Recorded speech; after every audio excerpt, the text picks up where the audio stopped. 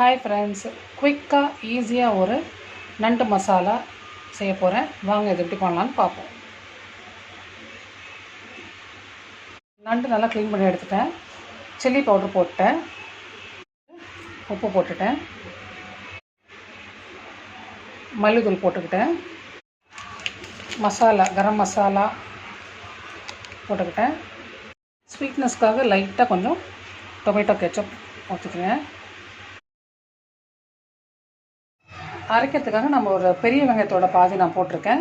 இஞ்சி பெரிய துண்டு ஒன்று போட்டிருக்கேன். கொத்தமல்லி, அதுக்கப்புறம் மிளகு, இஞ்சி இதெல்லாம் போட்டு ஒரு ஃபைன் பேஸ்ட்டாக அரைச்சி எடுத்துப்போம். இப்போ நம்ம அரைச்ச பேஸ்ட்லாம் இதில் போட்டுட்டு நல்லா நம்ம மிக்ஸ் பண்ணிடுவோம்.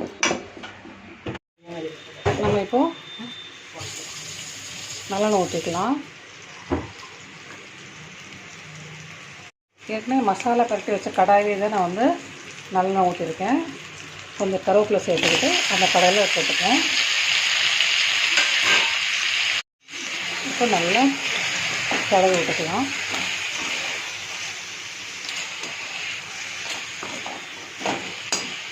ஒரு அரை டம்ளர் தண்ணி ஊற்றிக்கலாம். தட்டு போட்டு மூடி விட்டுருவோம்.